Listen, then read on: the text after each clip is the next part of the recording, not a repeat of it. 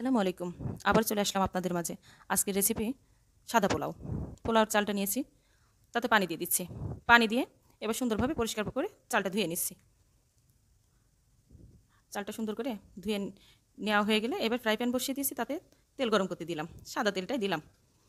এর ভিতরে এবার পোলার চালটা দিয়ে দিচ্ছি। এই পোলাও রান্নাটা আজ করছি আমার ভাই এসে আমার বাসায়। দেখলাম আমরা অনেকদিন পরে এসে একটু পোলাও না হলে কিরাম হয়, বলবে না ভাবুনির বাড়ি গেলাম একটু পোলাও দিলে না। এই যে তাই জন্যই পোলাও রান্না করতে আসলাম। সাথে মনে করলাম আপনাদের সাথে একটু গল্প করি। পোলার চালটা ভাজতে ভাজতে যখন দেখছি তেল ছেড়ে আসবে, তখন মনে করবেন পোলার চালটা ভাজা হয়ে গেছে। এখনও তেল ছাড়িনি, তবে প্রায় ছেড়ে দেবে দেবে ভাব। আমি নাড়তেই আসি, দেখি কখন ছাড়ে। এই পোলাওটা সাদা মাটা করেই রান্না করি আমি।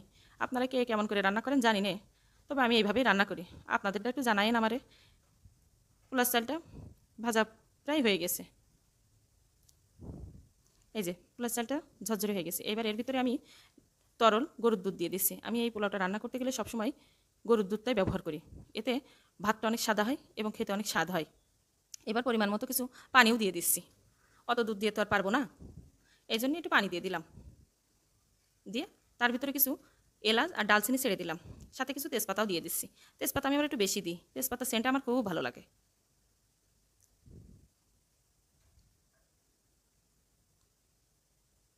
এবার ঢাকনা দিয়ে ঢেকে দিলাম।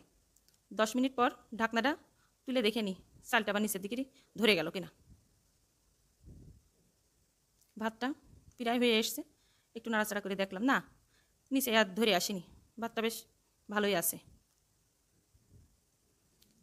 এবার এই ভাতের উপরে একটু ঘি দিয়ে দিলাম।